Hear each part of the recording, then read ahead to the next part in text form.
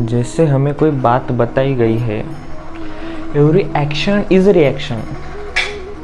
मतलब कि कोई एक्शन होती है तो रिएक्शन होता है। जैसे कि हमने ये बॉल है, हमने वो दीवार पर मारी तो मैंने एक्शन की और वो दीवार से टकरा कर मेरे पास आई, वो है रिएक्शन।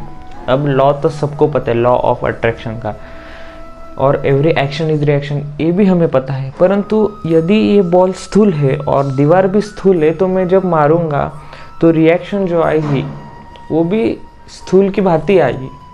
परंतु जब हम विचारों से एक्शन करते हैं, जैसे बोलते हैं ना, मैंने सामने वाले को गाली दी, वो भी एक एक्शन है, वो भी एक कर्म है मेरा कि मैंने गाली दी उसको और उसके बदले में उसने मुझे कोई गाली दी, वो मेरा रिएक्शन हो गया।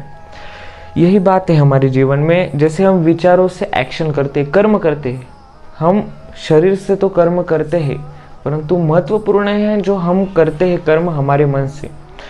जैसे कि अगर कोई नौजवान है, कॉलेज के लड़के हैं और वो किसी लड़की को घूरते हुए देखते हुए जा रहे हैं, वो भी उनका कर्म है, वो भी उनकी एक्शन है, और उसका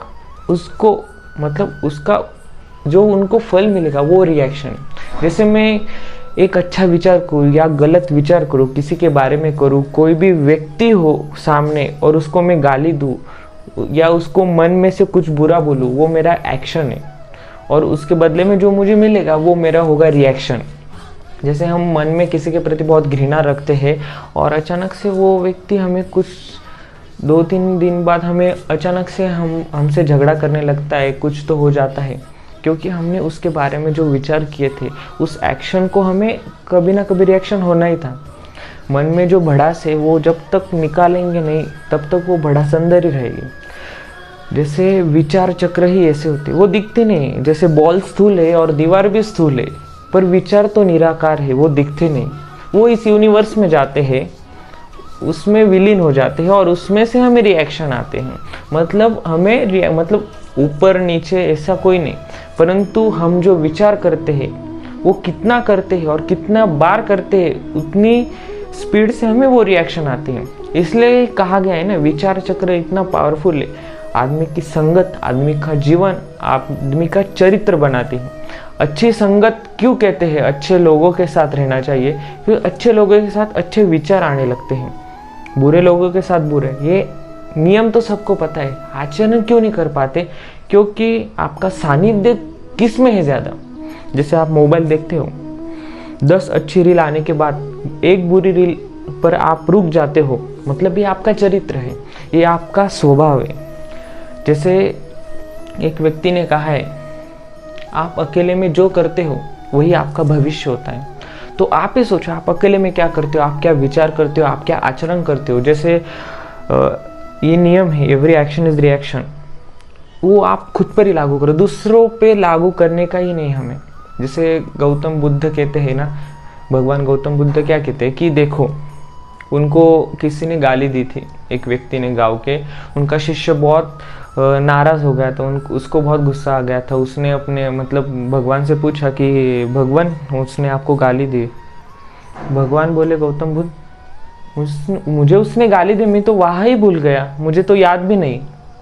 ये हो गया कर्मा, ये हो गया कैसे जीना चाहिए। मतलब एवरी एक्शन को अगर रिएक्शन देंगे तो क्या होगा, उस व्यक्ति में और हम में डिफरेंस आएगा ही नहीं। और यदि कोई आपको मूर्ख कहे और आप वो मान ले और आप उसको महामूर्ख कहें, ये आपका रिएक्शन है।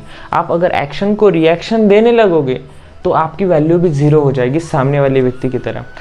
कहते ना, उसमें और मेरे अंदर क्या अंतर क्या रह जाएगा। इसलिए अगर आप सामने वाले को कुछ कहोगे और वो भी और आप वो सामने वाला भी आपको कुछ कहेगा, ये एक्शन रिएक्शन है। और इसमें क्या होता है, दोनों की वैल्यू 0 हो जाती है। एक देवेंद्र फडणवीस माननीय मुख्यमंत्री जी क्या कहते हैं, हमें कोई लेना देना नहीं, सामने वाले का नॉलेज का लेना देना है हमें। वो क्या कहते हैं कि मुझे कोई कुछ भी कहे, कुछ भी गालियाँ दे वगैरह, मैं अगर उनके एक्शन को रिएक्शन दूँ, मैं उनको प्रत्युत्तर करूँ विरोधी पक्ष को, तो मुझे कर दिखाने में इंटरेस्ट है। मैं उनको बताऊंगा, फिर न्यूज़ वाले उनको बताएंगे, फिर वो बताएंगे मुझे, फिर मैं इसको बताऊंगा, ये सर्कल चलता ही रहेगा। ये सर्कल किधर तो टूटना चाहिए ना, इसलिए मैं रिएक्शन नहीं देता। मैं अपने फोकस करता हूँ कर्मा पे, मैं अपने आचरण पे फोकस करता हूँ, मुझे किधर जाने का है मैं इधर फोकस करता हूँ। मतलब हमें समझना क्या है, दूसरों के मार्गदर्शन से हमें समझना है कि हमें लाइफ में करना क्या है। हम क्या करते आए, हर एक के एक्शन को रिएक्शन देते चल रहे। इसने ये किया, इसका ये हो गया, इसका ये पहला नंबर आया, इसने लाइफ में ये अचीवमेंट किया, इसको इतने लाइक्स है, इतने इसको व्यूज़ आए, इसकी इतनी प्रगति हो गई। पर हम क्या करते, इस प्रगति के आड़ में खुद जलते हैं। सबसे पहले हमें मन से बहुत खाली होना है, हमें शुद्ध होना है, हमें विचारों से शुद्ध होना है, हमें आचरण से शुद्ध होना है। जब तक हम हमारे मन को, अंतर्मन को खाली नहीं कर देते, तब तक हमारे जो विचार है, जो हम कर रहे हैं, वो यूनिवर्स से जाएंगे और वापस आएंगे तो वो निगेटिव आएंगे, क्योंकि विचार ही निगेटिव कर रहे हैं। अगर पॉजिटिव विचार करोगे, पॉजिटिव वातावरण बनेगा, तो यूनिवर्स, भगवान भी आपको वही पॉजिटिव एनर्जी देने वाले हैं। इसलिए हमारा इन्वेस्ट कहाँ पे है, ये फोकस रहने का बहुत ज़रूरी है लाइफ में। अगर ये फोकस लाइफ में नहीं रहा तो एक दिन ऐसा होगा कि ये पॉजिटिव एनर्जी और नेगेटिव एनर्जी, पॉजिटिव बहुत ऊपर जाएगी, नेगेटिव समाप्त हो जाएगी। इसलिए मन के कितने भी छोटे से छोटे कोने में किसी के प्रति घृणा हो, ईर्ष्या हो, कुछ भी भाव हो ना, अभी से सब कुछ निकाल दो। यहाँ से शुद्ध होने का मार्ग है। गुरुजन, भगवान जो कहते हैं ना, खाली हो जाओ, भगवान के सामने जो है अच्छा बुरा सब व्यक्त कर दो, आप जैसे हो वैसे। अभी से शुरुआत नहीं करनी चाहिए। जीवन में बदलाव अभी से आएंगे। और हमेशा ध्यान रखना, किसी के एक्शन को रिएक्शन देने में मत फंसो, कर दिखाने में इंटरेस्ट करो। कहने से ज़्यादा जो करके दिखाता है ना, उसको ही लोग देखते हैं। मुझे अगर प्रधानमंत्री बनना है और मैं बोलूँगा और कुछ करूँगा ही नहीं, तो बनूँगा क्या मैं? नहीं। मुझे कुछ लाइफ में बनना है, मुझे इंजीनियर बनना है, डॉक्टर बनना है, वगैरह वगैरह, मुझे जो कुछ भी बनना है। अगर आप कर दिखाने में इंटरेस्ट हो, आप आचरण में इंटरेस्ट हो, तो ही discipline is more important. Life में अगर डिसिप्लिन होगा ना, आचरण होगा ना, तभी ये यूनिवर्स भी सुनता है हमारी। सामने वाले की एक्शन से अगर हम रिएक्ट हो गए, तो इसका मतलब हम माचिस की तीली तरह है, तुरंत जल जाएंगे और भस्म भी हो जाएंगे। इसलिए निर्णय हमारा है। एक्शन को रिएक्शन देने में टाइम वेस्ट करना है, या हमें रियलिटी में जीना है कि हम असल में कर क्या रहे।